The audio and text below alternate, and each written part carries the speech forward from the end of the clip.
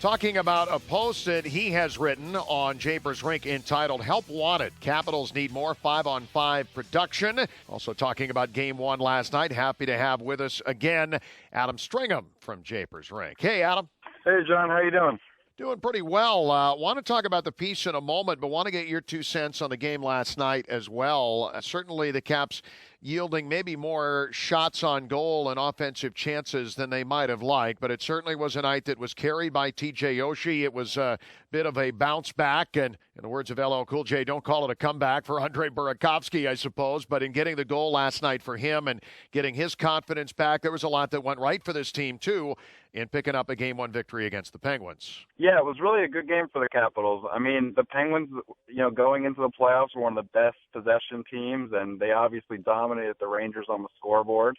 And, the Capitals really did a good job to overcome some adversity. I'm not going to lie to you, I was a little nervous in the second period. Malkin's great goal to put the Penguins up 2-1 had me pretty concerned, and when the Caps had nothing going, Oshie was really able to help the team bounce back and get them off those ropes, really go on to win the game. The article that you have here is talking about 5-on-5 scoring, and this coming out of the Philadelphia series and getting ready for Pittsburgh. The Capitals did outscore the Flyers 6-3 during 5-on-5, but thinking back to the series, there wasn't anything that came off the second line. And out of Game 6 against Philadelphia, we saw the change of Marcus Johansson moving to the second line, going back to a role that he had filled earlier in the season. Andre Burakovsky bumping down and skating with Mike Richards and Jason Chimera. Seemed like it worked fairly well, at least as far as Andre coming up with a goal. Jason Chimera with a nice play to get it to him, and they end up cashing in for the game's first goal. Give me some thoughts, 5-on-5 as a whole during the Flyers series, and maybe what kind of progression did we see maybe last night against Pittsburgh? Yeah, we saw a Caps team that had some good offense overall. They were dominant on the power play to start the series against the Flyers. And if you think, they only, as you just said, only have the 6 goals, 5-on-5 in the first round. They had 4 last night. So to kind of put into perspective just how big that outburst was for them relative to the first round.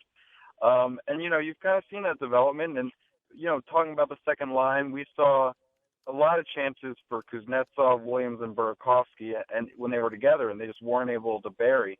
We're still seeing that with the second line. They didn't quite get the chances last night, but the third line looked great. I was really impressed. I didn't really think that they were going to be that great together as they were last night.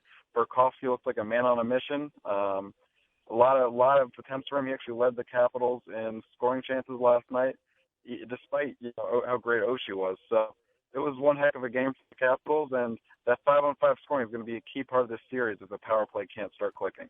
Adam, I feel like Andre Burakovsky is a bit of a linchpin in this series just because Pittsburgh is a much stronger offensive team than we saw with the Flyers. And last night, Sidney Crosby's line didn't look very good in the box score, a lot of -3s hanging around there. But Nick Bonino, one of the best players on the ice last night. Carl Hagelin, Phil Kessel ended up a +2.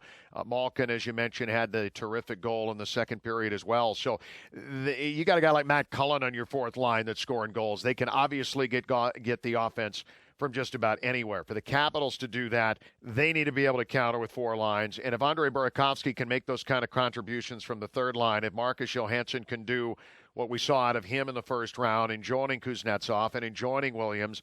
Obviously, the top line with TJ Oshie last night taking care of business, at least as far as TJ was concerned, in scoring 3 times. But how much does Andre Burakovsky mean to not only making a little bit of offense on whatever line he happens to be, but making the Capitals just flat out tougher to play against?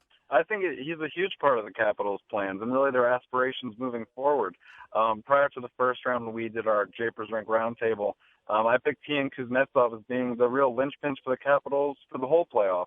I think the Capitals need diversified scoring. If you go back to all these past playoff years, the Capitals' problems, for as much as the Goudreau years and all that was decried for their defense, it was actually the problem with the Capitals couldn't score in the playoffs. And, we really need that. We, being the team, obviously, need to really roll all the lines and get offense throughout the lineup, especially when you're dealing with a team that, on paper, supposedly Malkin was on the third line at some points last night. So it's really going to be important for the Capitals to get Burakovsky, to continue him going on, and then to get Kuznetsov. Kuznetsov has to start rolling for the Capitals to be successful. How do you like the line chemistry between these guys? And let's talk about the third line for a moment. Chimera had a great regular season and getting to the 20-goal plateau. Mike Richards, it's not really been about offense for him in a Capitals uniform, but boy, he was taking a lot of faceoffs in overtime last night. And whenever the Caps need to win a draw, he's usually the guy that's out there. So maybe Andre riding the coattails gets out there a little bit more. Give me some of your dynamic of those three playing together.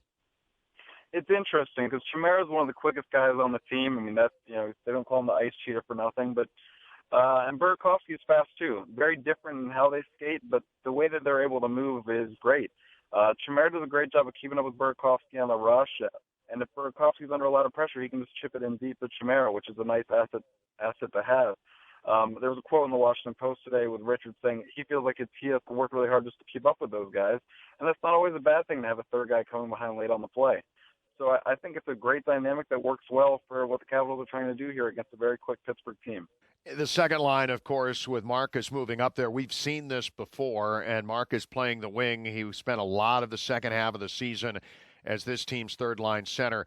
What were some of the reasons in your mind that the second line was as quiet as it was? I don't know that pinning it all on Andre is necessarily fair. We only saw the one goal coming from Evgeny Kuznetsov, and that was on the power play. Justin Williams has certainly had other roles in this postseason and has been effective, but not finding the score sheet either. Give me the breakdown of the second line from where they were and maybe where they are now as Marcus rejoins that trio. When we go back and we really look at how the second line did in the first round, they had their chances. You look at it, besides Ovechkin, the next three guys on the Capitals scoring chance leaders in the rate of scoring chances were all the guys on the second line. They just weren't burying. If they were converting at their rate that they were during the regular season on their chances, you would have seen about 3 or 4 goals from those guys combined. So that would have been a big difference, and we might feel differently about them. And that's kind of in the post what I was getting at, thinking that maybe that line would be able to get success if they were kept together.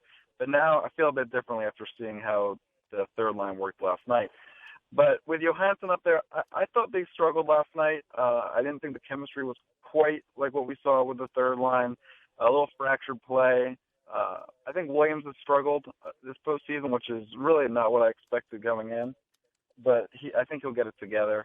But overall, I just think that line, it needs some work. I'm not quite sure what's going on there, but I think it's going to be a big deal for the Caps moving forward. And as you said, just talked about earlier, the Caps need that multiple line approach, so they got to get them rolling. It seemed, in hearing even the words of Barry Trotz today, happy about the victory, obviously, happy about being up in the series, and certainly in the playoffs, all's well that ends up in a W. But it sounds like, just thinking of the scoring chances, the shots on goal, there's a go back and forth here, and we're going to talk about this with some of the other media folks coming up later in the show too.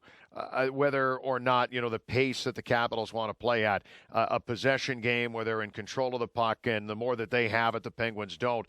The Penguins would certainly want to be, hey, listen, let's go to the track meet here and let's just run and gun, which might be entertaining for the fans, but that may not necessarily be the most or the best way for the Capitals to try and find a win either. So as far as the pace of the game last night and the expectations, what would need to change in game 2 to play more of, quote unquote, the Caps way to try and go up 2-0?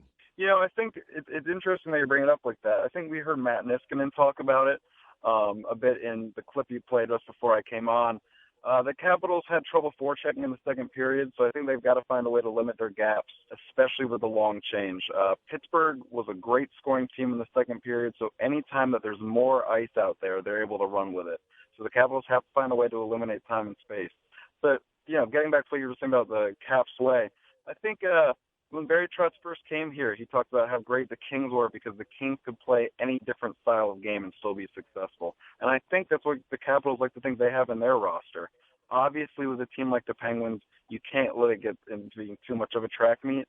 But for the little bit of time, if the game does get that way, before the Caps can slow it back down, I think they'll be able to survive in stretches because they do have the guns to run with a team even as great as the Penguins.